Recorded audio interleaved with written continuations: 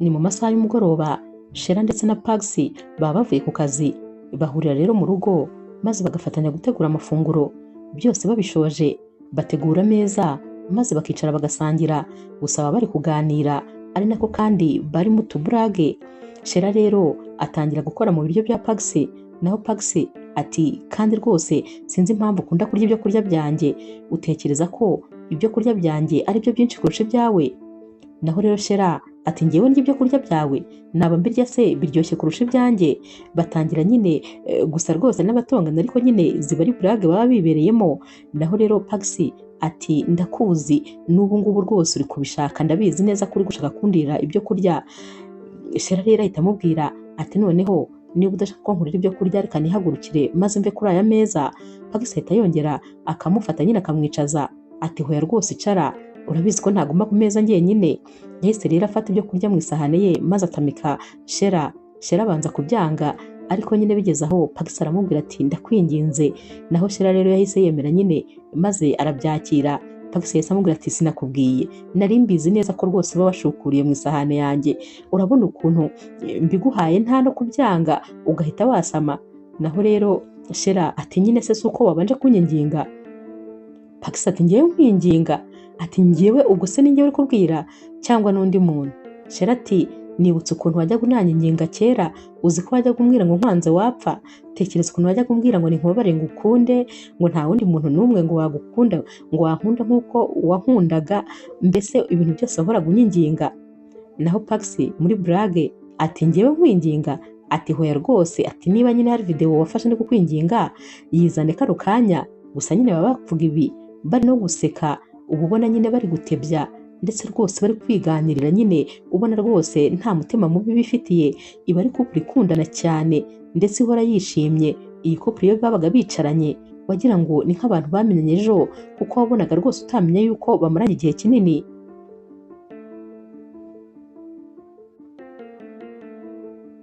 Shera rero akomeza amubwira ati noneho uribuka wa munsi umporopoza, uribuka ukuntu wapfukamye? Ati ariko ubundi ntabwo warize harya?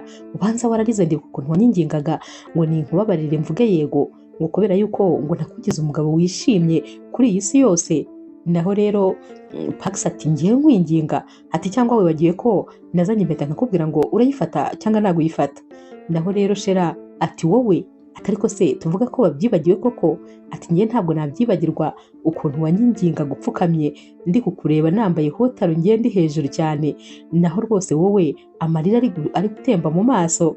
Bakomeje rero gusererezanya umwanya munini rwose kugeza igihe nyine bashoreje gufata amafunguro, n'ubundi nyine bafatanya no kwandurura nk'ibisanzwe, maze bajyana nyine ibyo bakoresheje aho bagombaga kubijyana. Buri kintu cyose barafatanyaga.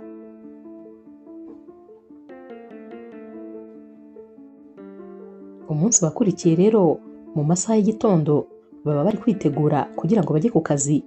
Shera aba yicaye ku buriri ari kwambara inkweto, naho rero Pax aba ari muri miruwari ari kwireba, dore ko nyine bari gutunganya karavati neza na kositime ye, ari nako nyine atunganya no mu mutwe we ngo habe hameze neza. Shera rero yose amubwira ati sheri, ati natekerezaga ko muri wikendi twatumira mukuru wanjye n'umugabo we maze nyine bakaza tugasangira. Pax utari uri kumureba yahise amubaza ati hanyuma se hari ikintu nyine gihari cyo guserebura? Shera rero yahise amubwira ati none se sheri, urumva gutwita nyuma y'imyaka 7 barabuze urubyaro atari ikintu gikomeye cyo guserebura?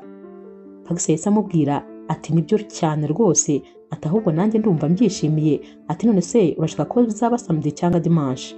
Naho rero uyu mugore we yahise amubwira ati samedi byaba ari byiza cyane. Pax yahise amubwira ati nta kibazo rero ndahari, tuzabyitegura. Yarahindukiye asanga umugore bari kurwana no gufunga agashumi k'inkweto. Yahise aza rero maze aca bugufi ahita amubwira ati reka ngufashe.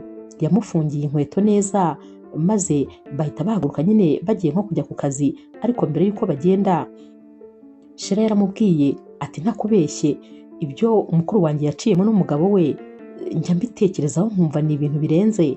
Tekereza kumara imyaka 7 yose barabuze urubyaro, noneho umugabo we nawe rwose akamubira iruhande ntiyigera amusiga.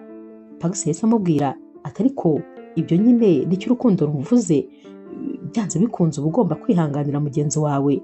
Naho rero Shera ati mba nibaza turamutse ari twe turi mu mwanya wabo uko byagenda. Naho rero Pax yahise amubwira ati wikwiye gutekereza kure, humura rwose ngewe ndagukunda ku buryo nta kintu na kimwe ntabasha kwihanganira mu rukundo rwacu, keretse ahubwo niba ari ku ruhande rwawe, ariko ngewe buri kintu cyose mu rukundo rwacu ntakihanganira. Yahise rero amuhobera maze aramubwira ati ariko Sheri, ubundi nigeze nkubwira ko uri mwiza. Naho Shera ati urakoze cyane. Yahise rero akomeza amubwira ati reka tujye ku kazi ambutiyaje itaraba nyinshi, kubera ko rwose nkomeje kwirebera inseko yawe n'amaso yawe ntabwo twaza kuva aha ngaha. Uzi ko ariko hari igihe rwose ntajya nemera ko ari wowe tuba twararanye ijoro ryose, iyo nkurebye buri gihe mba mbona uri mushya mu maso yanjye. Naho Shera aseka ati ariko Sheri, ni ukuri nanjye ntabwo rwose njya nkumenyera, ariko nyine reka tujye ku kazi, ndabona rwose dukomeje kwiganirira twaza gushiduka nyine ambutiyaje yabaye nyinshi mu muhanda maze tukaba twanakerererwa.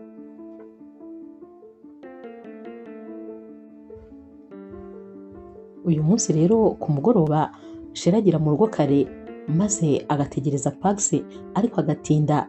Akomeza yicaye muri salo amutegereje, dore ko rwose atajyaga abasha kuryama umugabo we atarataha. Mu ma saa saba rero yagiye kubonabona Pax aramuhamagaye. Shera yahise amubaza ati waba wabonye isaha? Naho rero Pax ati Sheri, umbabarire rwose nanjye sinjye, akazi kambanye kenshi niyo mpamvu natinze gutaha. Gusa nyine Shera yari yamaze kumurakarira cyane. Pax ati mukunzi, ahubwo mfungurira ndi ku rugi kandi rwose ndashaka gukora ibyoroshye. Naho Shera ati hanyuma se nturi umugabo? Nta kibazo nyine bikora aho hanze. Pax ati mbabara ndakwinginze umfungurire, ndaza kugusobanurira turebana. Shera rero yagiye aramufungurira kubera ukuntu yari yarakaye. Yahise yihuta yigira mu cyumba ahita niryamira rwose maze ahita nisinzirira. Mu gitondo rero Shera yakangutse asanga Pax yakangutse kare maze aricara akomeza kumwitegereza.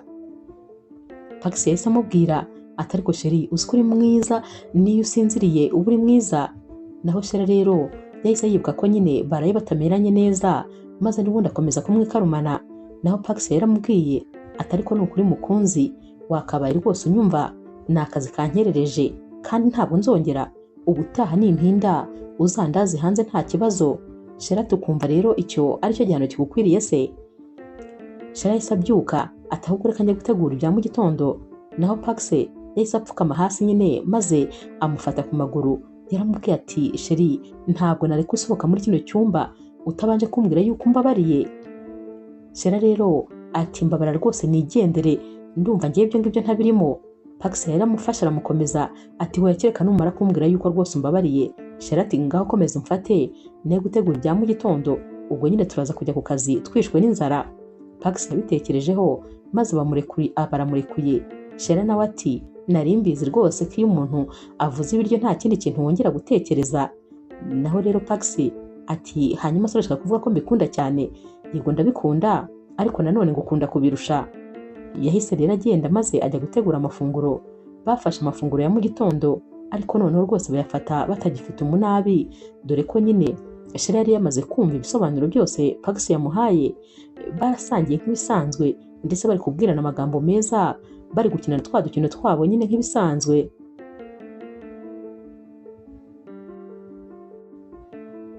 Muri weekend rero harageze aho bagombaga nyine kwitegura babashyitsi babo. Barabiteguye dore ko nyine ibintu byose babifatanyaga, barabateguriye maze abashyitsi baraza. Bicaye muri salo rero bari gufata amafunguro maze batangira nyine ikiganiro hagati ya couple kandi ziziranye cyane. Pax rero yatangiye nyine abwira umugabo wa Zawadi ati ni ukuri muratangaje cyane, ni ukuri abantu benshi bakabaye babigiraho, kubera ko kiriya kintu ntabwo cyari ikintu cyoroshye. Imyaka 7 yose ntabwo biba ari ibintu byoroshye. Naho rero Shera yahise abwira mukuru we ati biratangaje kuba nta n'umwe wabivuyemo, ni ukuri rwose tugomba kubafatiraho ikigwa. Naho rero Zawadi ati icyakubwira ko rero ari njye ahubwo numvaga ndi hafi kubivamo, gusa nyine impamvu ntabivuyemo nuko nari mfite umugabo unyumvira iruhande rwanjye nabonaga rwose dufatanyije urugendo. Umugabo wanjye yagerageje kumva iruhande bishoboka. Tekereza ko hari nk'igihe numvaga nihebye maze no gusenga bikananira. Icyo gihe yasengaga inshuro ebyiri kugira ngo asenge no mu mwanya wanjye. Rero kuba naragize uyu mugabo iruhande rwanjye nicyo kintu cyonyine cyatumye rwose ibi bintu mbishobora. Naho rero Justin ariwe mu mugabo wa Zawadi ati ibyo nyine niko biba bigomba kugenda, kubera ko nyine nicyo mariage ivuze. Ntabwo kuba mubana bishatse kuvuga ko muba muri paradizo iminsi yose. Ntabwo iminsi yose biba ari byiza. Hari igihe kigera nyine ibintu bikaba bibi, ariko mugomba gufatana ibiganza mwese maze umwe agakomeza undi. Ni nayo mpamvu kandi iyo umwe acitse intege mugenzi we agomba kumufata kugira ngo nyine babashe kurenga icyo kintu cyari kiri kubaca intege.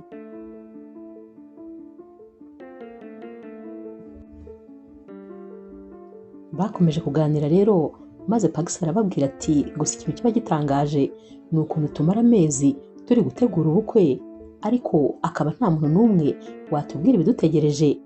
Naho rero Justin ati nyine nicyo kibazo, gusa nyine iyo mubigezemo mugomba kumenya uko mwitwara. Ikintu cya mbere ni ukumenya ko nyuma y'ubukwe iyo hagize ikiba nyine kwihangana ni ukwa mbere, guceceka bikaba ubwa kabiri. Ikindi kandi buri wese agomba kwitangira mugenzi we, kubera ko ibintu byose nyine ntabwo bihora ari byiza. Kandi nanone umubabaro wanyu ntabwo ari ngombwa ngo mu expose abantu bose bawumenye, kubera ko hari abantu baba bategereje kuzishimira ibibi bizababaho. Naho rero Shera ati cyane rwose niko bimeze. Naho Justin yahise nyine akomeza ababwira ati nk'ubu ngubu iyo ndi kubona umugore wanjye yishimye niko rwose nanjye mba numva nezerewe, ndetse nkanishimira ko twabashije guca mu bikomeye. Umugore wanjye hari igihe ajya mbaza ati ariko Sheri wambwira ngitwite? Nanjye nyine nkamwumvira ku nda maze nkamubwira nti uracyatwite rwose. Noneho hari izindi nshuro nyinshi njya mwibonera ari kuganiriza umubebe uri mu nda. Ibyo binyereka ko nyine iyo tutaza kwihangana ibi byishimo tutaba tubigezeho.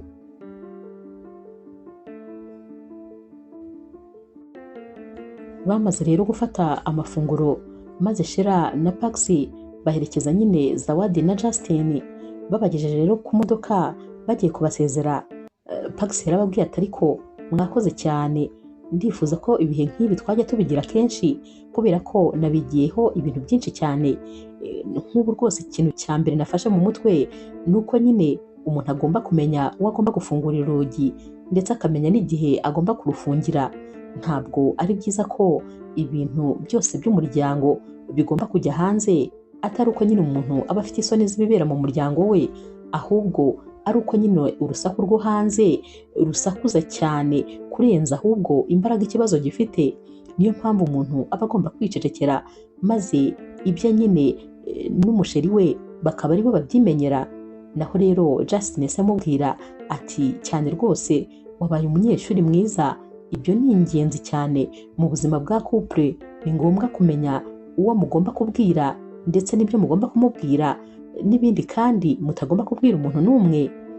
Bakomeje rero nanone kuganira nyine bari gusezeranaho, maze birangiye basezeranaho Shera ndetse na Pax basubira mu nzu. Naho Justin na Zawadi nabo barataha.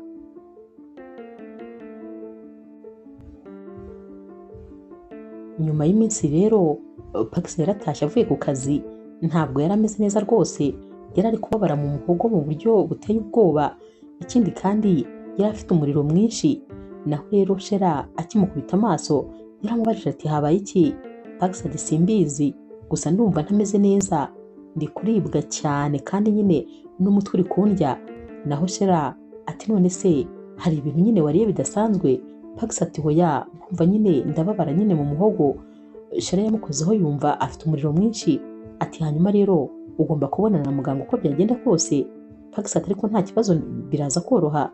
Naho Shera ati hoya, urabizi ko nyine ibyo bintu utabimbwira. Ngiye guhamagara muganga wacu aze nyine abanze nibura aguha imiti y'ibanze, ejo tuzajya kwa muganga. Yamuhamagaye rero kugira ngo aze nyine abe amuhaye imiti imworohereza. Gusa nyine yahise ajya kumutegurira ibyo kurya, dore ko nta bindi yari gushobora uretse kumutegurira nyine utuntu tworoshye cyane. Yaraje rero atangira no kumugaburira amutamika, kubera ko yabonaga rwose yacitse intege. Pax yanyuzagamo akamureba maze agahita amwenyura. Naho Shera ati ariko se nk'uri guseka iki koko? Pax ati uyu munsi wanyitayeho cyane, yaba nahoraga ndwaye maze ugahora umpakaya gutya, noneho cyakubwira ukuntu ibi byo kurya biryoshye cyane. Naho Shera ati ariko wajya ureka gukina kubera iki ibintu byose byoroshya, uri kubona ukuntu urwaye warembye ariko rwose uri kubizanamo burage. Naho rero Pax ati rega iyo nkureba imbere yanjye nyine ntabwo nakwihangana, byonyine kuba ndi kukureba bisa nkaho rwose namaze gukira. Yakomeje no kumugaburira ariko bakomeza no kuganira, ariko rwose ubona ko uyu musore afite imbaraga nkeya.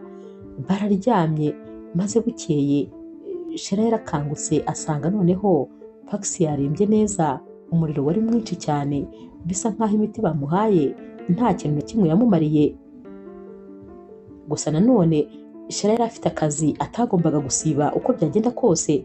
Yabwiye rero Pax ati ndakwinginze ajya kwa muganga maze ubonane na dogiteri agufata ibizami byose, hanyuma nyine tuze kureba ibisubizo, kubera ko rwose ubu ngubu nta kintu na kimwe twaba turi gukora, niba imiti baguhaye nta kintu na kimwe yigeze kumarira. Pax rero yaramubwiye ati nta kibazo ndaza kujyayo, ubwo nyine ndaza guhamagara umuntu uza kuntwara. Shera yaramubwiye ati nta kibazo rwose. Ubwo rero Shera yagiye ku kazi ariko asiga amubwiye ati urwara ubukira, naguteguriye buri kimwe, kandi nanone uramutse unkeneye nyine ntuzuyaze uhita umpamagara, nasaba uruhushya ku kazi nkareba ko barumpa. Pax ati hoya ariko nanjye ndi umuntu mukuru ndabasha kwiyaranja, ahubwo reka njye kwa muganga nyine ndaza kukubwira. Pax rero yagiye kwa muganga bamufata ibizami byose, ariko yakubiswe n'inkuba igihe bari bari kumuha ibisubizo.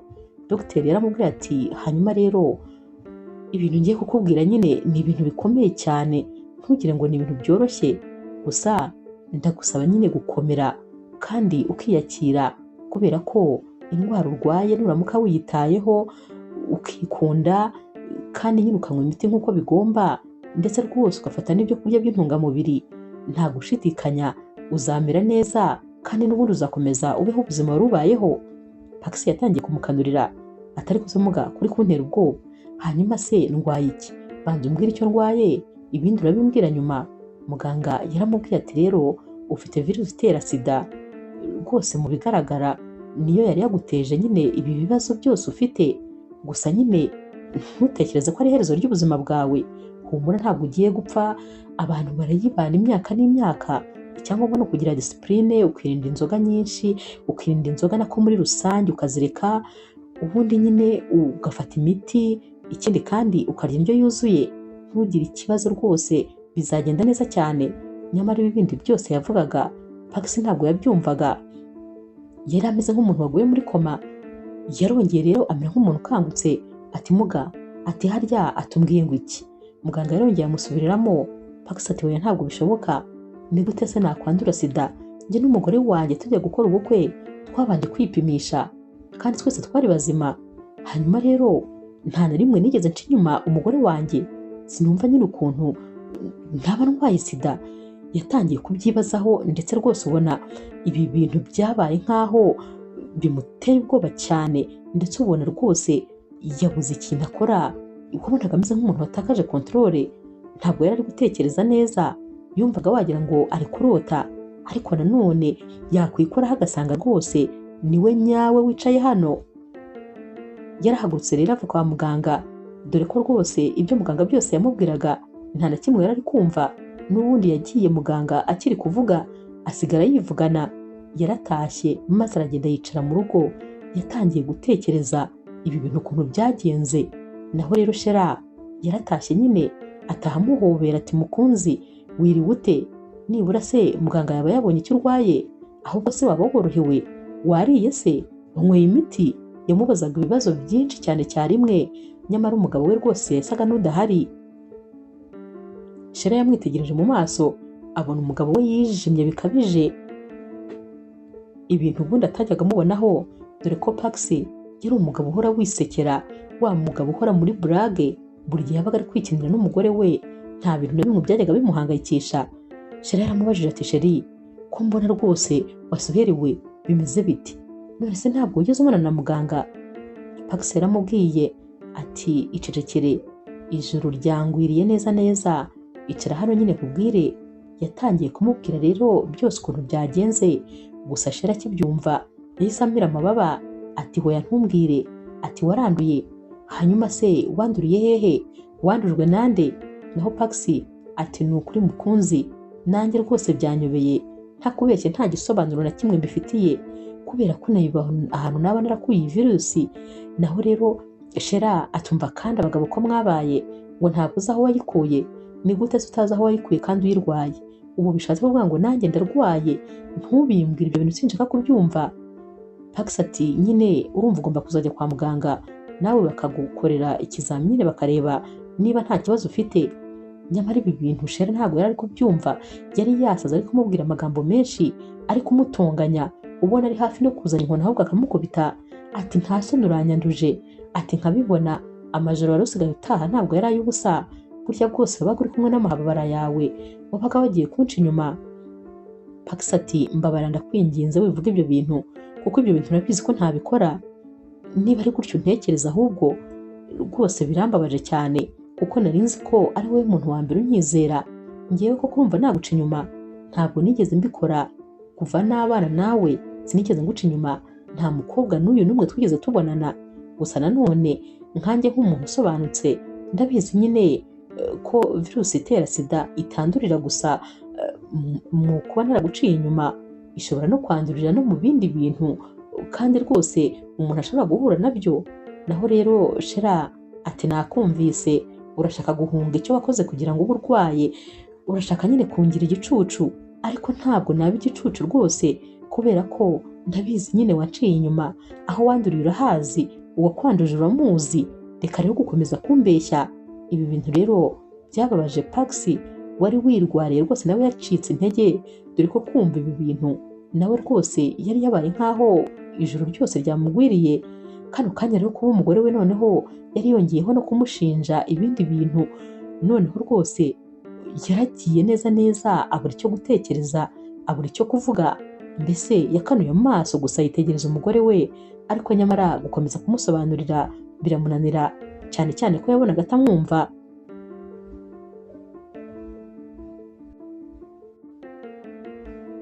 Mana we, ibintu byatangiye kuba bibi, ibintu byatangiye kubiha muri iyi couple, dore ko nyine noneho Shera yatangiye rwose kujya yanga no kuvugisha umugabo we, nta jambo na rimwe yongeye kumuvugisha guhera uyu munsi.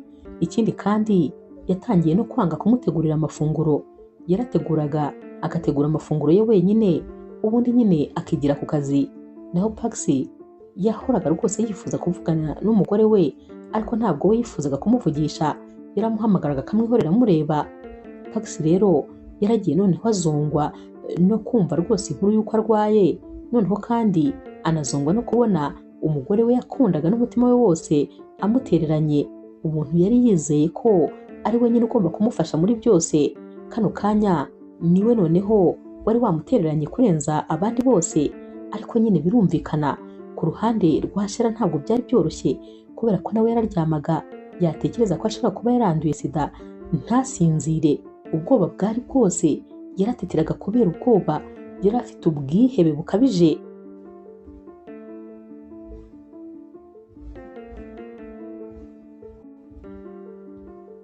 Umunsi umwe rero nanone nyine Paxi yaratashye, maze asanga umugore we rwose yicaye ku meza ari kwifatira amafunguro.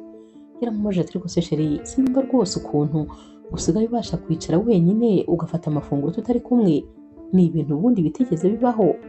Naho rero Shera yaramwitegereje ariko ntiyagira ikintu na kimwe amusubiza. Paxi yakomeje kumubwira ati ndabyumva rwose, ndabyumva ko undakariye, ariko nanone gerageza nanjye unyumve, ni ukuri ndagukunda cyane kurusha uko wowe waba ubitekereza, nta na rimwe nigeze ntekereza kuguca inyuma, gusa nanjye ndacyitekerezaho, ndakibaza uko byagenze kugira ngo nisanga aha hantu. Ntabwo rwose nzi uko byangendekeye, ariko nawe ndabizi ko urusha ubwenge, wagerageza rwose ukumva yuko inzira yonyine yo kuba nakwandura ubu burwayi atari ukuba naraguciye inyuma. Ndakwinginze rwose gerageza ubitekerezeho, kandi ni ukuri wumve ko rwose ngukunda, ntigeze na rimwe ndota kuguca inyuma. Shera rero yaramwitegereje maze ahita yihagurukira arigendera. Yumvaga uyu mugabo we ari gukomeza gushaka kumubeshya, kandi rwose ntabwo yari ari kubyumva. Shira rero yigiriye inama ko agomba kujya kwa muganga maze akajya kureba uko ahagaze. Yaragiye rero bamufata ibizami maze bamubwira ko rwose iyi virusi ntayo afite, ariko nanone bamusabye ko nyuma y'amezi 3 yazagaruka kugira ngo abikonfirime ko nta kibazo na kimwe afite. Yatashye nyine nibura agatima kaje bukeya, ariko n'ubundi agifite ubwoba bwinshi. Yaribazaga ati hanyuma se nyuma y'amezi 3 ninsanga naranduye nzabigenza nte, cyane cyane ko rwose yabihaga amahirwe 90%. Yibazaga ukuntu nyine we n'umugabo we n'ubundi nta kindi kintu cy'ubwirinzi bakoresha, maze agatekereza ko nta kabuza nawe rwose iyi virusi yaba yarayanduye.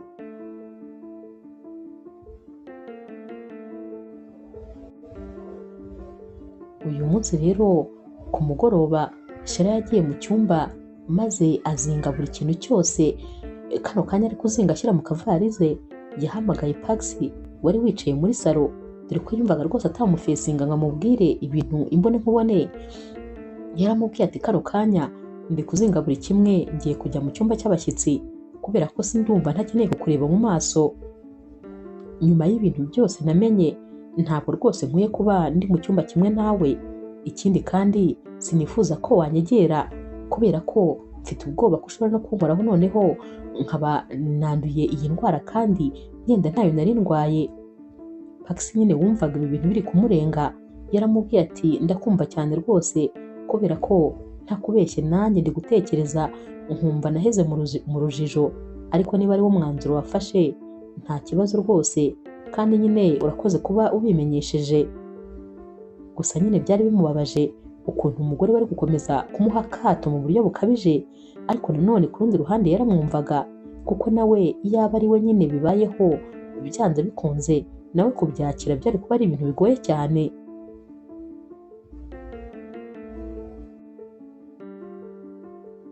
Kano kanya rero Paxi akiva kuri iyi telefone yahise ahamagarwa na mukuru wa Shira. Mukuru wa Shira ari kumubwira ati ihangane, ibyabaye nyine narabyumvise, Shira yarabimbwiye, gusa nyine ndabyumva ko bitoroshye ibi bintu nanone kandi byababaje Paxi kuko ntiyifuzaga ko nyine bino bintu bita bijya hanze. Kano kanya yasanze rero Shira mu cyumba maze aramubaza ati kubera iki ibi bintu byose uri kugenda ubikwirakwiza, byakabaye biguma mu rugo rwacu? Naho Shira ati urumva rero naceceka, hanyuma se ubundi urumva mukuru wanjye ari umuntu wo hanze ku buryo ntabimubwira, ariko waba uzi umutwaro nikoreye?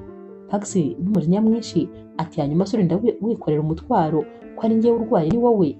Naho Shira ati hanyuma se njyewe nari namenya niba ndi muzima hose? Ubundi se kubera iki ntabivuga? Uragira ngo rero ngume hano nkomeze mpfiremo ncecetse?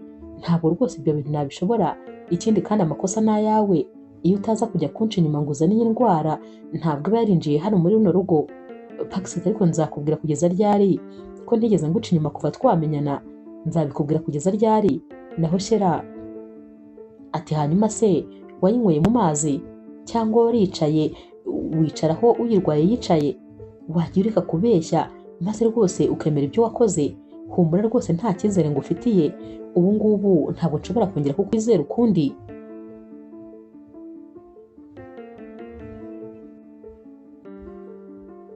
Iminsi yaragiye irisunika, Shira na Paxi babanye nk'abaturanyi ndetse rwose batavugana. Gusa nyine Paxi yahoraga ashaka kuvugisha Shira, ariko Shira akamwihorera. Umugoroba umwe rero yamusanze mu cyumba maze aramubwira ati ni ukuri mukunzi, ko ubucecetse utari kumvugisha biri kunyica kurusha uko iyi ndwara iri kunyica. Yego rwose ndakumva, ariko nanone nanjye gerageza unyumve kubera ko ndagukeneye.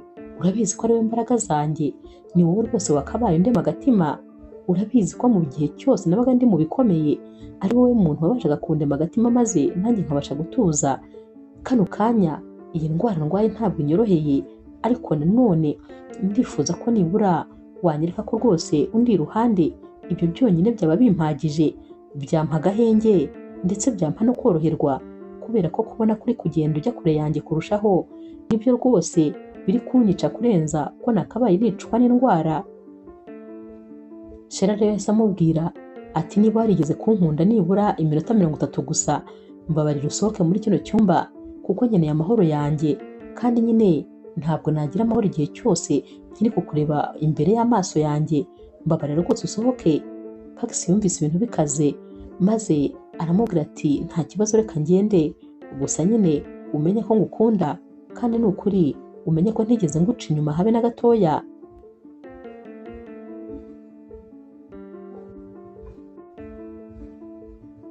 Ariko rwose no ku ruhande rwa Shera ntabwo biba byoroshye kuko ntabwo aba agifatanya ijisho, aba ararakanuye ari gutekereza ibibazo byamurenze. Umunsi umwe rero Shera nyine aba ari mu buriri ariko adasinziriye, ari mu masaha y'ijoro cyane, ajya kumva Pax ari kuvuza induru, aba ari kwikanda mu nda, aho ari kubera aba amaze iminsi nta kintu ashyira mu nda, igifu nyine kiba kiri kumubabaza bikabije.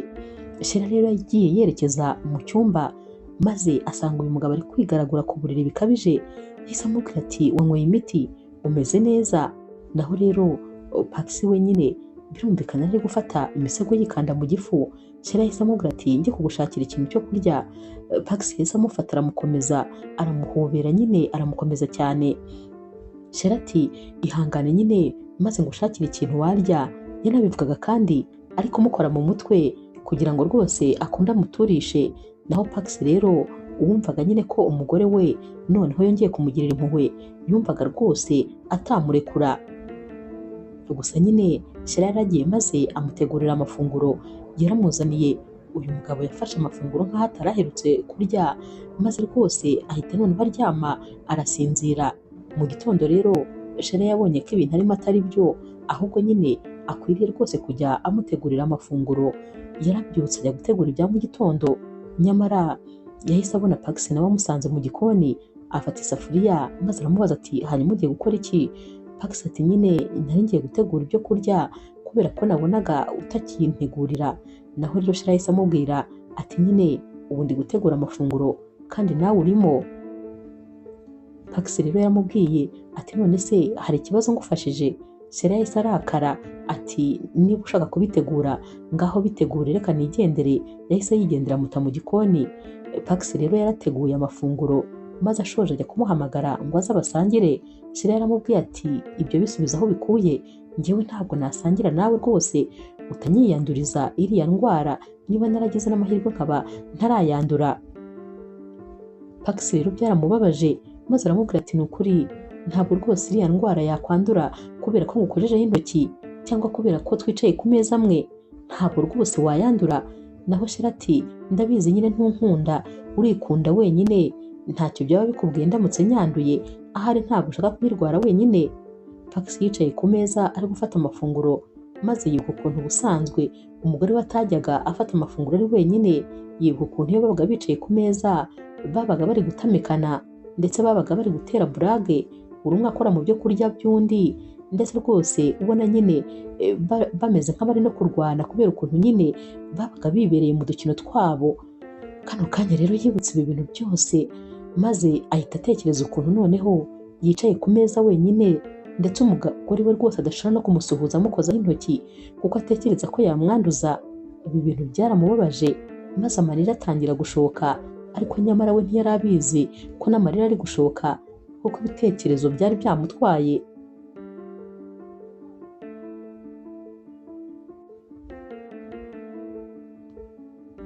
Nyuma y'iminsi rero umukuru wa Shera yaramuhamagaye maze atangira kumugira inama. Yaramubwiye ati ni ukuri ukuntu rwose uri gufata umugabo wawe ntabwo ari byiza habe na gato. Naho Shera ati hanyuma se ibyo yankoreye nibyo byiza? Umukuru we yaramubajije ati ariko se kumushinja kuba yaraguciye inyuma urabizi neza ko yahaguciye? Shera ati ndabizi neza cyane nanabihamya, umwe nyine mu mahabara ye niwe rwose wamwanduje sida, gusa nyine ntashobora kubinyemerera kuko arabizi neza yuko aramutse abinyemereye twahita dukora divorce. Ubwo rero ibyo bimutera ubwoba maze bigatuma akomeza kubihakana, kandi n'ubundi rwose niho byerekeza kubera ko ntabwo nakomeza kubana n'umuntu nzi neza yuko ari we bazanye indwara mu rugo, kandi iyo ndwara ikaba nta handi hantu yandurira uretse kuba nyine hari undi muntu wayimwanduje. Mukuru ati ariko ni ukuri buriya nyine iyo umuntu mwashakanye muba mwarashakanye, ntabwo rwose wakabaye wanga yuko umutegurira amafunguro cyangwa se wanga kumwitaho mu bundi buryo. Yego ndabyumva nyine ufite ubwoba rwose birumvikana, ariko nanone kumwitaho ntabwo byatuma uyandura.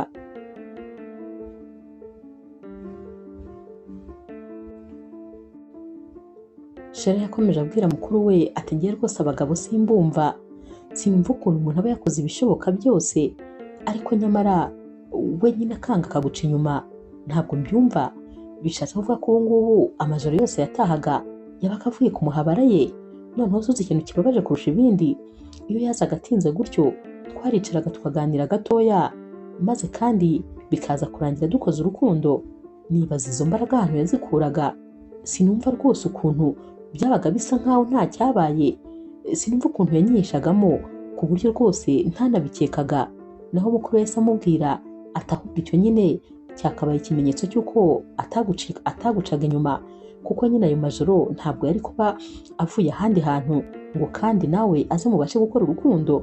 Naho rero Shera ati cecekere wowe abagabo ntabwo bazi, gusa nyine nanjye ubu ngubu nananiwe kumusobanukirwa. Imyaka yose twamaze dukundana natekerezaga ko muzi, ariko kugeza kano kanya ntakubeshye naje gusanga ntamuzi habe na gatoya. Ariko rero rwose ntabwo nzigera mubabarira. Kubera iki se ngomba kumuha impamvu yaba yarakoze biriya bintu? Nta mpamvu n'imwe yari afite yo kubikora. Ntabwo rero rwose nzigera mbimubabarira.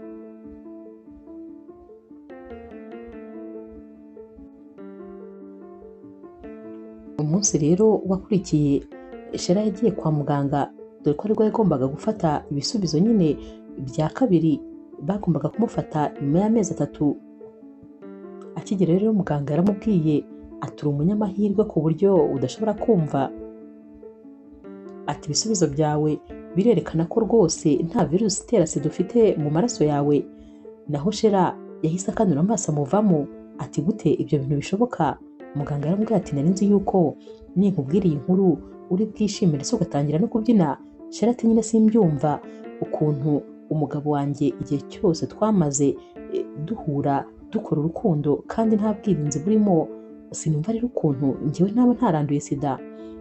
Naho rero muganga ati bibaho cyane, gusa nyine ni abantu bake bagirirwa aya mahirwe.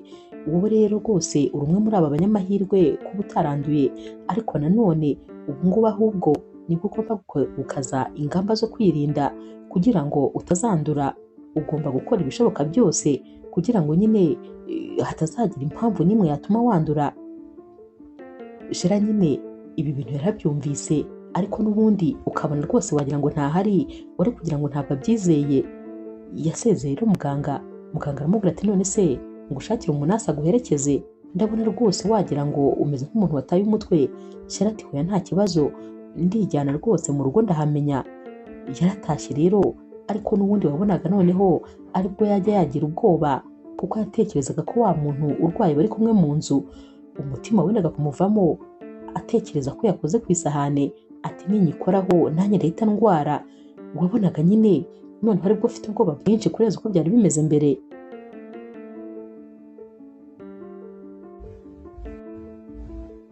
Yatangiye kujya yitegereza cyane buri kintu cyose Pax yaba yakoresheje intoki, maze cyose akagishyira ku ruhande kugira ngo atazongera kugikoresha, cyaba ikirahure, yaba amafroshete ndetse yaba n'amasahane, byose yabishyiraga ku ruhande kugira ngo nawe atazongera kubikoresha. Hanyuma rero umunsi umwe hari mu masaha nyine y'ijoro, Pax yari yicaye muri salo ari gufata amafunguro. Shera rero yaragiye ajya muri firigo maze ajya kureba ice cream yari yashyizemo. Ahirebye asanga ni igice. Yahise aza rero aho Pax yari yicaye maze ahita amubaza ati ice cream yanjye yagiye he ko ndeba hasigayemo igice? Pax ati umbabarire naje nshonje cyane, maze rwose numva sindi bubashe guteka nta kintu ndashyira mu nda, nahise rero njyaho igice, ariko nyine nanze kuyirya yose kugira ngo nawe ngusigire. Naho rero uyu mukobwa nyine yahise amubwira n'abati wandiriye kuri ice cream, ariko se nagize amahirwe nsanga ndi muzima, none n'ubundi urashaka kunyanduza? Hanyuma se iyo uza kwigurira iyawe? Pax ati ariko se ice cream koko igura amafaranga 2 niyo yaduteranya gutyo? Naho Shera ati ikibazo nyine nuko ngomba kuyijugunya, gusa nanone Imana ishimwe mbimenyeye igihe. Reba rwose iyo nza nkayiryaho nawe wayiriyeho, uragira ngo rero uzanyiyandurize? Mbabarira rwose sinshaka kurwara, urakora ibishoboka byose kugira ngo unyanduze. ntugafate ikintu cyanjye icyo ari cyo cyose, ugomba rwose kuzajya umenya ibyawe, ibyanjye nanjye ukabireka ntubikoreho. Pax ati ariko sheri, ntabwo muganga yagusobanuriye ko rwose iyi ndwara itandurira mu kuba wakora ku kintu nanjye nakozeho? Ntabwo yabigusobanuriye? Naho rero Shera atumva ngiye ngomba kwirinda bishoboka byose kuko muganga yambwiye ko ngomba kwirinda, ubwo rero nta kintu na kimwe ngomba kunegirija, buri kimwe cyose wakozeho ngomba kukigendera kure. Pax rero amarira n'ubundi yatangiye kuzenga mu maso, dore ko rwose uko umugore we yarushagaho kugenda amuha akato, niko ahubwo we noneho yarushagaho kugenda agira agahinda kenshi kurenza uko yari asanzwe ameze.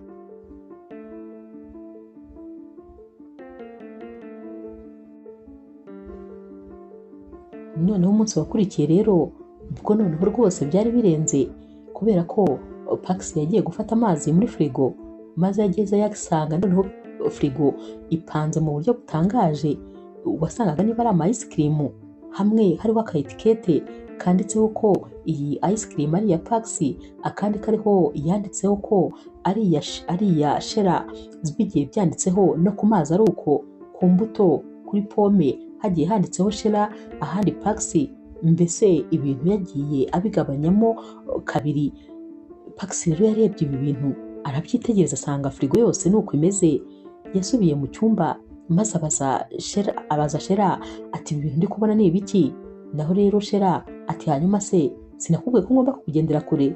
Nyine nagerageje gutandukanya ibiri ibyawe n'ibiri ibyanjye, hanyuma ikintu kitanditseho izina ryawe ntukagikozeho intoki. Muganga yambwiye ko ngomba kwirinda, hanyuma rero ngomba kwirinda nyine nka maximiza, ndifuza guhora ndi muzima rega, ntabwo nifuza kurwara. Pax noneho yarumiwe, kano kanya yabonaga bisa nkaho umugore wari kugenda noneho abinjije kurusha, yabonaga adakeneye kumwumva ibyo amubwira ko rwose atari byo byakwanduza iyi ndwara. Ntabwo uyu mugore we yari ari kubyumva habe na gatoya.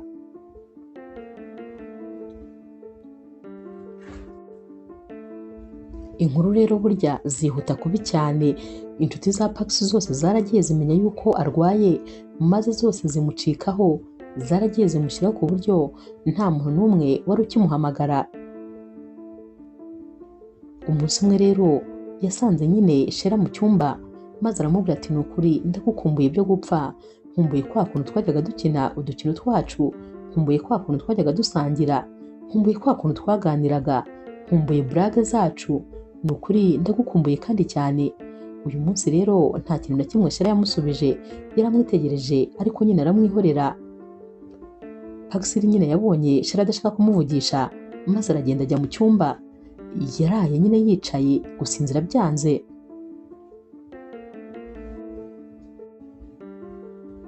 Yafashe telefone rero maze nyine atangira kureba amafoto y'ibihe byabo byiza bagiranye. Yatangiye kandi kugenda asubira mu mamesaje bajyaga bandikirana. Yatangiye rero gufata ya mamesaje yose ndetse na ya mafoto maze akabyoherereza Shera. Icyo atarazi ni uko Shera nawe atari yigeze afatanya ijisho, dore ko nawe nyine yari ari muri telefone ye kandi ari kureba nk'ibyo neza neza umugabo we yari ari kureba. Buriya rero byanze bikunze umuntu wakunze n'umutima wawe wose, ntabwo rwose wabyuka ngo wishyiremo ko umwanze maze uhite umwanga burundu. Kano kanya Shera akireba izi mesaje umugabo we yari ari kumwoherereza ndetse n'aya mafoto, agatima rwose karagarutse, maze yumva yuko ari guhemukira umugabo we. Yafashe umwanzuro rero maze mu gitondo cya kare arazinduka ajya mu gikoni ategura amafunguro. Naho rero Pax yarabyutse aritegura agiye kujya ku kazi. Shera yaramubwiye ati uramutse neza, ati none se wabashije gusinzira neza? Pax ati bisa nkaho rwose muri iyi minsi ntagifatanya ijisho, ntabwo nkibasha gusinzira. Shera yaramubwiye ati nateguye amafunguro, waza tukajya gusangira bitarakonja.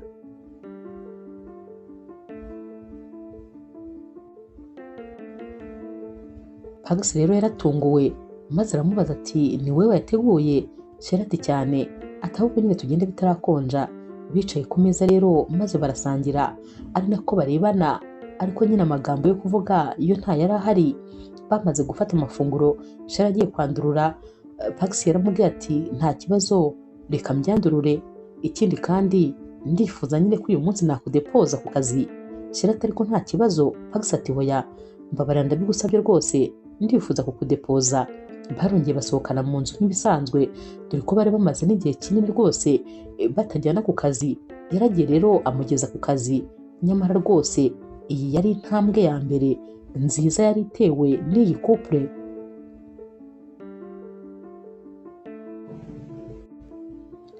Pax we rero yiriranywe akanyamuneza cyane, dore ko hari yashize igihe kinini rwose atumva ijwi ry'umugore we, ikindi kandi atamutegurira ifunguro, baticara ku meza barebana ngo babe basangira.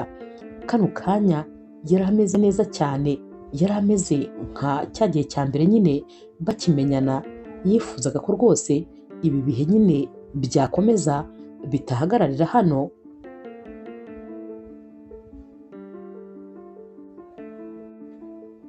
Iminsi rero yaragiye irashira, Shera ndetse na Pax bavugana nyine bisanzwe, nyamara Shera yagiye gusura mukuru we maze aramubwira ati ntakubeshye nyine impamvu rwose nkiri kwa Pax nta yindi nuko mufitiye impuhwe. Naho umukuru ati kubera ko arwaye se?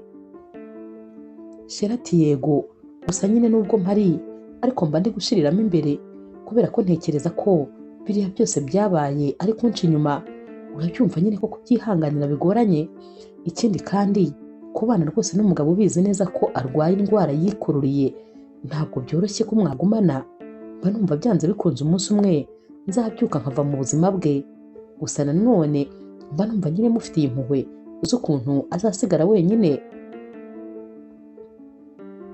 Mukuru we rero yaramubajije ati hanyuma se ntabwo ukimukunda habe na gakeya? Urukundo wamukundaga rwose rwarashize? Shera ati ntabwo navuga ko ntamukunda, ariko nanone kuba nabamukunda cyangwa ntamukunda ntacyo bivuze, kubera ko rwose ntaho byaba binyerekeza. Urukundo rwacu bisa nkaho rwashize, kubera ko nyine sinamukunda kandi arwaye. None se namukunda ngo bigende bite? Nta rindi herezo nyine uretse iryo kuba njye nawe tugomba gutandukana.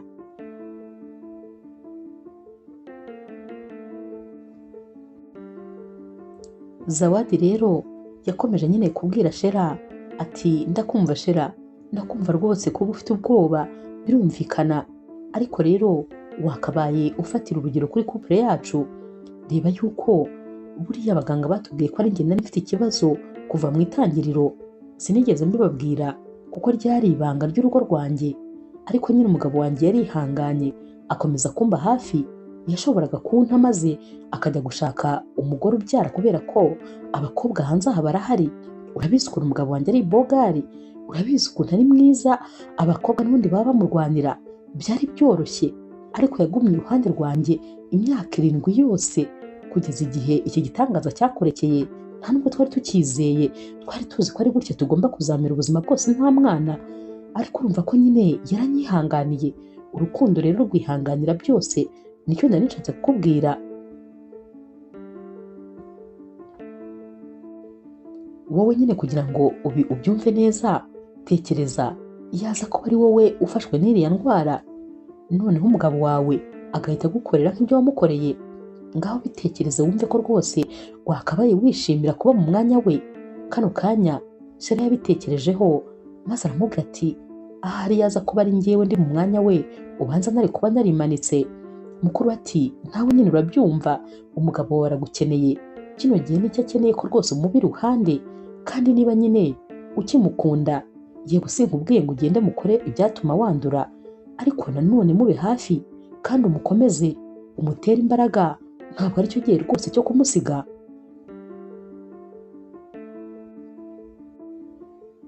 Shera kano kanya nta kindi yari ari gukora uretse gutekereza ibihe bibi byose yatumye umugabo we anyuramo, nyamara we yaramubaye hafi igihe cyose babaniye. Shera rero yahise abwira Zawadi ati none se ubu ngubu nyine ngende mwicaze maze musabe imbabazi? Nanjye koko ndabitekereje numva naramuhemukiye, namubaniye nabi, ni ukuri ntabwo ari uko rwose byakabaye byaragenze.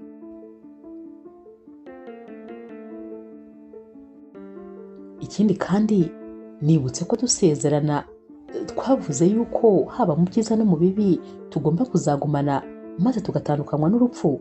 ndetse rwose twavuze ko haba mu burwayi, haba mu bitanejeje, hose buri wese agomba kuzaba iruhande rw'undi.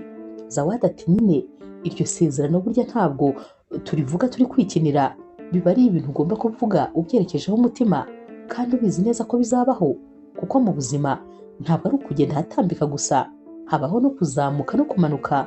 Hanyuma rero ibihe bibi burya nibwo rwose umukunzi wawe aba agukeneye kurusha ibindi bihe byose byigeze kubaho.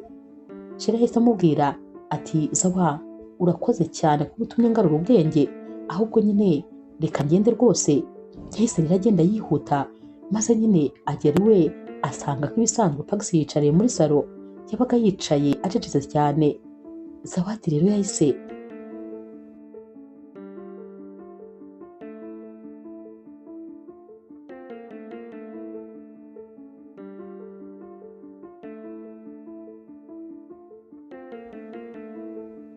Shira rero yahise nyine aca bugufi, maze nyine yicara imbere y'umukunzi we hasi ku itapi.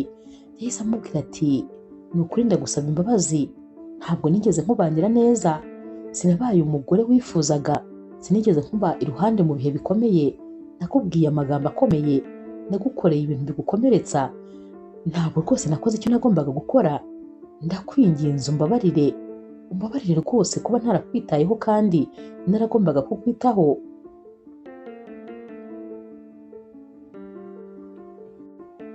Gusa nyine byose rwose nabitewe n'ubwoba. Uzi nyine kuba uri kumwe n'umuntu utekereza ko isaha n'isaha yakwanduza indwara ikomeye. Naho rero uyu umusore nyine Pax yahise amubwira ati gusa ndakumva cyane, ariko se nanone ibyo byose byahinduwe n'iki? Naho rero Shera yaramubwiye ati naganiriye na mukuru wanjye, yambwiye ukuntu imyaka 7 yose yayimaze afite ikibazo gikomeye, nyamara umugabo we akaba yaramubaye iruhande, maze ntekereza ko nanjye nakabaye nkuba iruhande, ndetse rwose nkirinda gukomeza kugukomeretsa.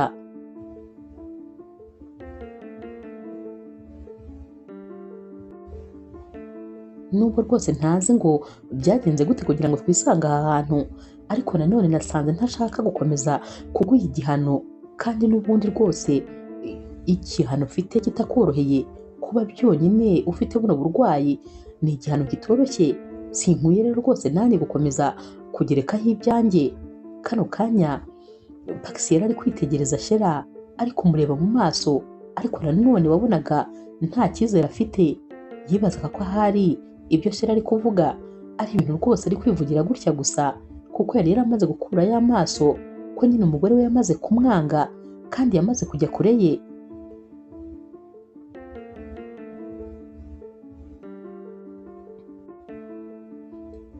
Pax rero yabwiye Shera ati ni ukuri ntabwo rwose ari itegeko ko wamwitwaraho neza imbere, kubera yuko yego ndabizi nyine urukundo rurihangana, rwihanganira byose, ndetse urukundo rwakwitangira uwo ukunda, ariko nanone urukundo ntabwo ari amapingu uziritse. Ntabwo rwose ugomba gukora ibintu bitakurimo. Nariyakiriye kandi narabimenyereye, ni ukuri rwose ubu wakora icyo ushaka nta kibazo, ntiwumve yuko hari inshingano mfiteho zidasanzwe. Naho rero Shera yaramubwiye ati hoya rwose nditeguye kukubaha, nditeguye kandi kukwitaho nkagukorera buri kimwe.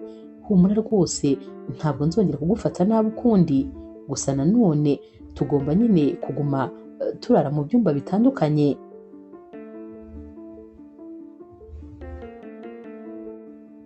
Kano kanya Shera yafashe mu biganza bya Pax, ubundi ibintu byari bimaze igihe kinini cyane bitabaho, maze ahita amubwira ati ikindi kandi nasobanukiwe yuko iyi ndwara atari indwara yakwandurira mu kuba rwose nama ngukozeho.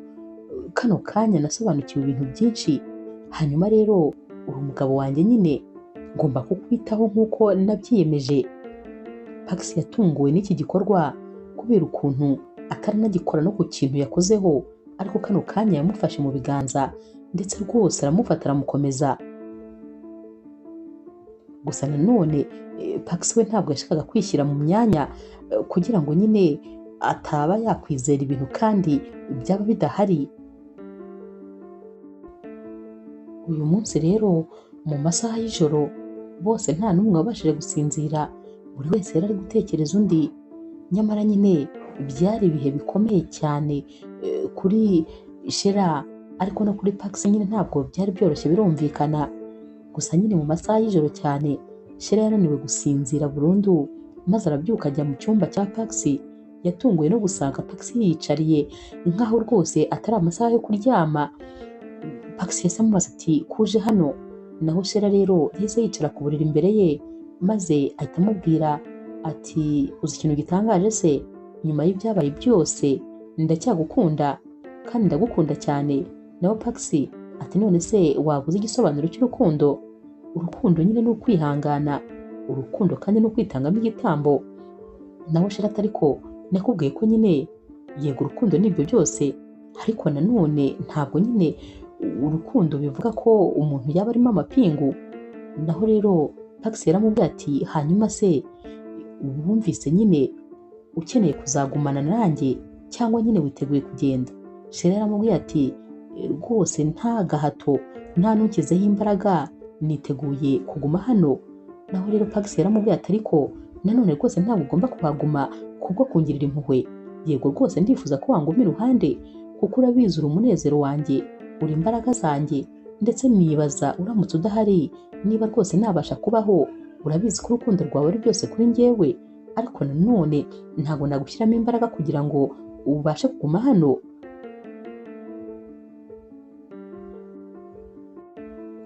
Pax yakomeje amubwira ati ndagukunda cyane ku buryo rero kandi ntashobora kwikunda ngo nkwibagirwe. Ibyo ari byo byose nawe ufite ubuzima bwawe imbere, hanyuma rero amahitamo n'ayawe. Uramutse rwose uhisemo kugenda nta kibazo nabyakira, nubwo aricyo kintu cyaba gikomeye mu buzima bwanjye, ariko nanone nkwifuriza ibyishimo, nkwifuriza umunezero. Hanyuma rero aho wabona umunezero niho nifuza ko waba. Niba ari iruhande rwanjye, yego rwose nabikunda, ariko nanone uramutse uri iruhande rwanjye kubera impuhwe, ntabwo rwose byanshimisha. Nakwishimira yuko nawe waba uri aho wisanzuye, aho ufite ibyishimo byawe byose.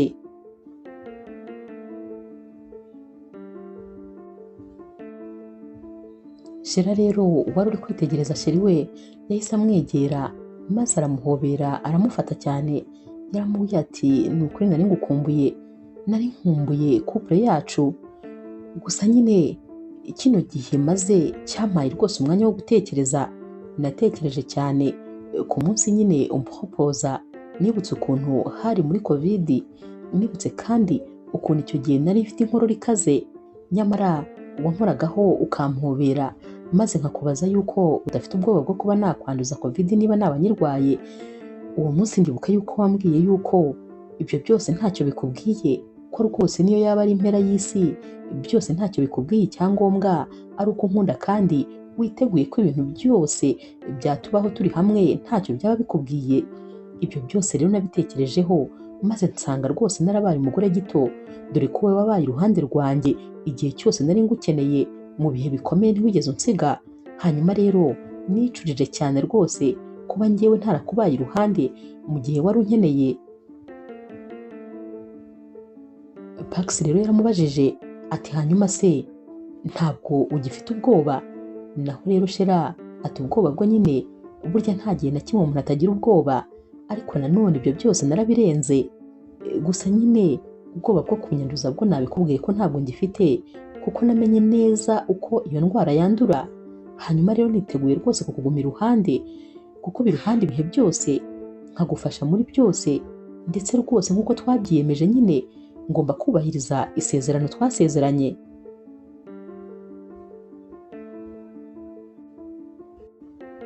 Kano kanya rero Pax yamaze kumva yuko rwose umugore we yamaramaje kumuguma iruhande, ndetse rwose ko bagomba gucana mu bikomeye. Nawe rero yahise nyine amufata ku matama, maze amwitegereza mu maso. Yaramubwiye ati nanjye hari ikintu nifuza kukubwira, kubera yuko ubu rwose nyeretse ko uri umwizerwa kandi tugomba gufatanya uru rugendo uko byagenda kose. Yahise rero amubwira ati ndashaka kukubwira yuko burya nasubiye gukora ikindi kizami kugira ngo menye neza rwose uko bihagaze, nyamara natunguwe no gusanga iriya virusi ntayo mfite. naho rero Shera nyine yaratunguwe maze ahita abaza Pax ati ngo iki, ati ibyo bintu uri kumbwira ni ibiki? Naho Pax ati yego ndi muzima rwose, ati nyine urumva nyuma nanjye naravuze ati ariko ngomba nyine gusubirayo kuko burya ntabwo test imwe yonyine iba ihagije kugira ngo ikonfirime ibintu byose. Nasubiye rero kwa muganga n'ubundi nkora ikizami. Nyuma y'iminsi rero muganga yarampamagaye maze ambwira ko rwose ngomba kujya kwa muganga byihutirwa. Nari ntashye ari mu masaha y'umugoroba, nyamara nahise nsiga igikapu nari mfite muri salo mpita njya kumureba.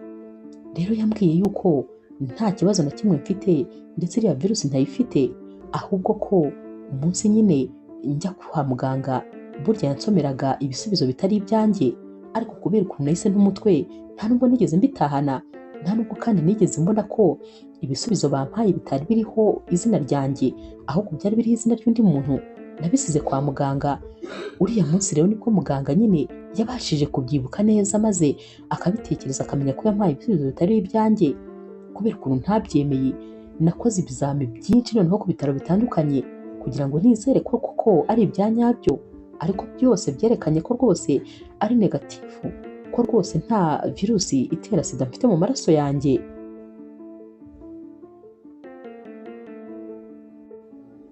Muganga yambwiye yuko nari nirwariye anjine arizo zanteraga umuriro ndetse n'umutwe, nyamara naraye amajoro menshi ntasinziriye, ariko burya ibitekerezo ni bibi cyane. Uzi yuko nari narananutse nk'umuntu koko ufite indwara ikomeye.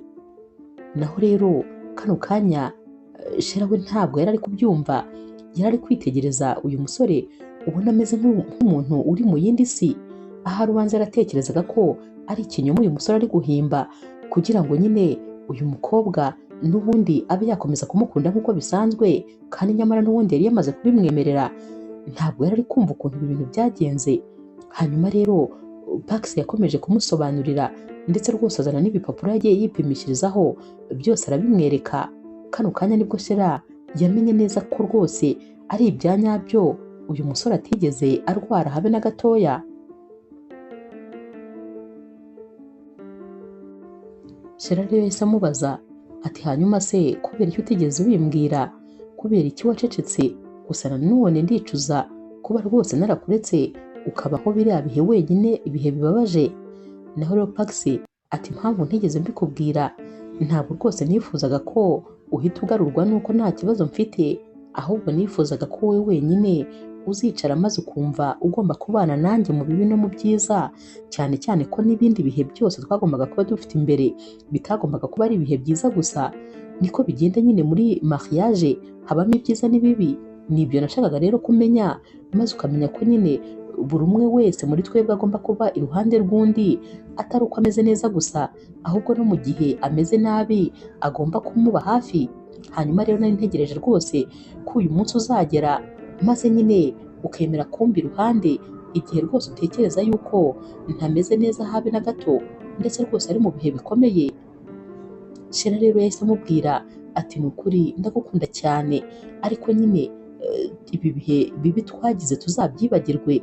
Gusa nanone ndishimye ko rwose umeze neza nta kibazo ufite.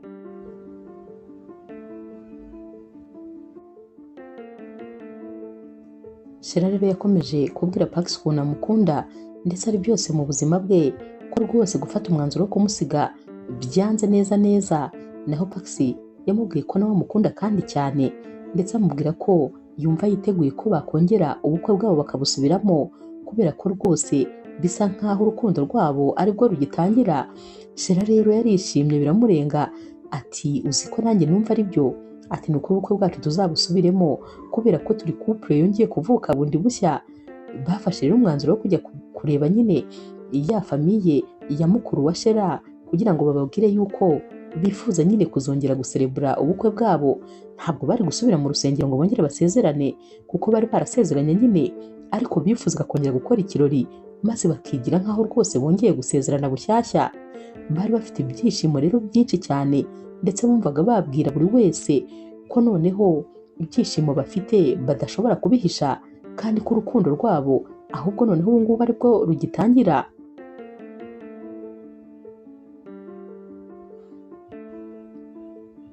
bagiye rero kubibwira iyi couple, nyamara ukuntu bagiye bishimye bafatanye nk'uko bari basanzwe bagenda nyine, Zawadi akibakubita amaso yabashije nyine murumuna we ati none se mbwira bimeze bite ko ndeba rwose ari bishya, ndabona mufite ibyishimo bidasanzwe. Zawadi ati cecekere.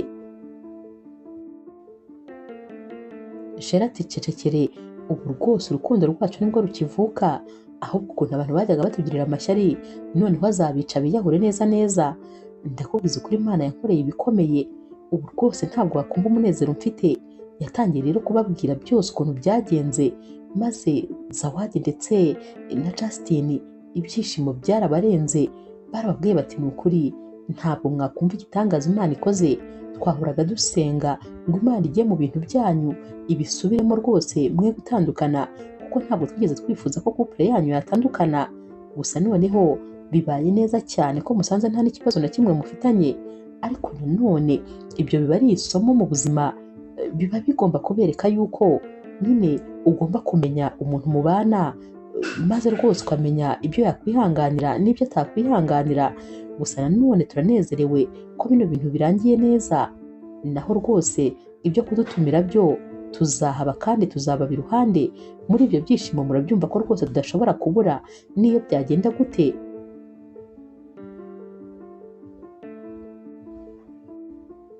Zawadi rero yabwiye Shera ati Shera, ntabwo rwose kubaka urugo ari ibintu biba byoroshye, ariko nanone byoroha kubera ko uba ufite umuntu wa nyawe iruhande rwawe.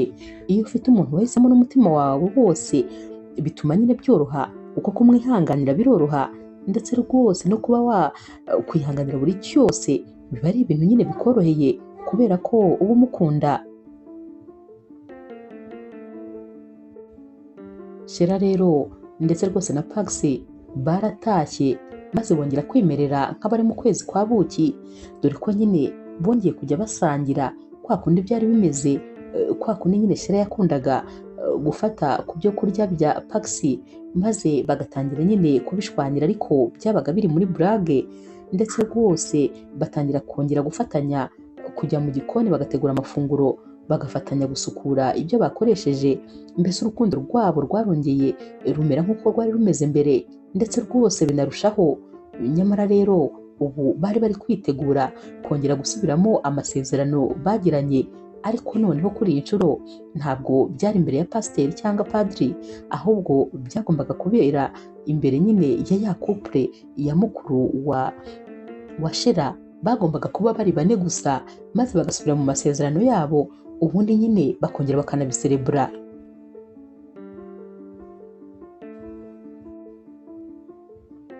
Umunsi rero nyirizina warageze, maze Shera ndetse rwose na Paxi barongeye bambara imyenda bambaye wa munsi bakora ubukwe.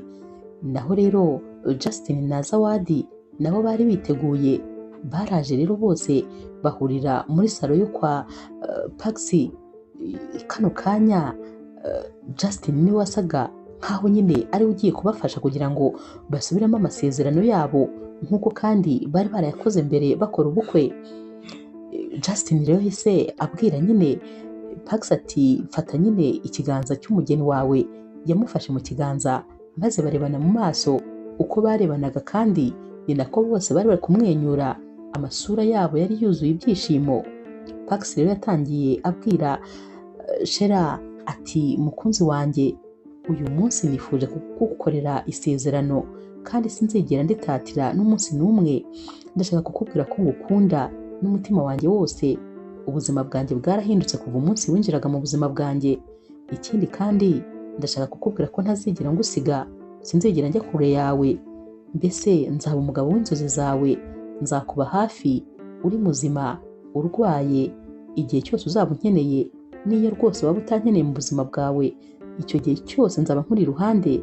Sinzigera ngusiga, sinzigera nkubabaza, nzaba ibyishimo byawe, ndetse rwose umutima wawe uzahora unezerewe.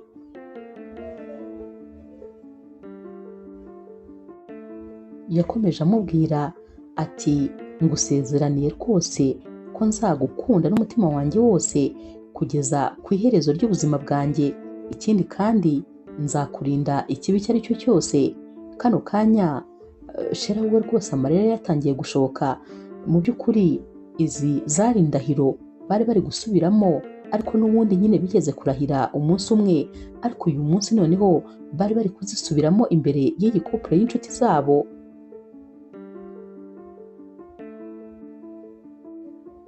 Shera rero wari uri kwihanagura amarira yahise areba mu maso ya Paxi maze ahita amubwira ati mukunzi, hari igihe rwose nacitse intege, ndetse hari igihe indahiro nakurahiriye nabashije rwose kutayikurikiza neza, ariko uyu munsi ndi hano ku bwawe, nta gahato rwose kanshyizweho. Ndashaka kukubwira ko nemeye kuzagumana nawe mu bibi no mu byiza, ndetse rwose nkazaba umugore ugukwiriye, sinzigera nongera kukubabaza ukundi, kandi ntabwo mpisemo kugumana nawe kubera ko nyine hari icyo nishinja cyangwa se kubera iyindi mpamvu iyo ari yo yose. Oya, mpisemo kugumana nawe kubera urukundo ngukunda, uri byose byanjye, ntabwo nabaho utari, kandi ni ukuri umutima wanjye uranezerewe kuba undi iruhande, ndetse ndashima Imana kuba yarampaye umugabo nkawe. Kano kanya Paxi nawe amarira yari ari kuza mu maso, bose nyine wabonaga rwose bari kurira, ariko amarira y'ibyishimo.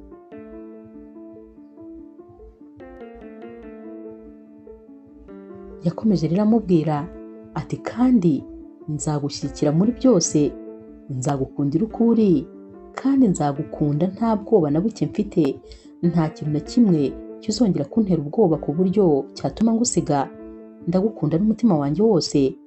Paxi nawe ati nanjye ndagukunda cyane. Aba bombi barahoberanye maze rwose kurekurana biranga, dore ko buri wese yari ari kurira ku ruhande rwe. Barongeye barebana mu maso maze buri wese ahanagura undi amarira. Buri wese yabwiye undi ati ntabwo rwose nifuzaga kukubona urira, kuko nifuza kubona mu maso yawe ibyishimo gusa. Naho rero Paxi yahise abwira Shera ati ibi byose ntabwo ari ukurizwa n'agahinda, ahubwo ni amarira y'ibyishimo. Ya couple rero yari yabaherekeje yahise isa nyine irabahobera, maze bababwira ko rwose bishimiye iyi ntangiriro y'ubundi buzima bushya, ndetse rwose ko urukundo rwabo rugiye kongera gutangira bushyashya. Bababwiye ko kandi bazababa hafi, ikibazo icyo ari cyo cyose bazagira bazabashyigikira, ndetse rwose ko babifurije yuko urukundo rwabo rutazigera rusubira inyuma, ahubwo ruzakomeza kwiyongera. Babifurije rero kwaguka muri byose, ndetse babifuriza kuzabyara abahungu n'abakobwa. Ibyishimo byari byose, bakomeje rero noneho guserebura.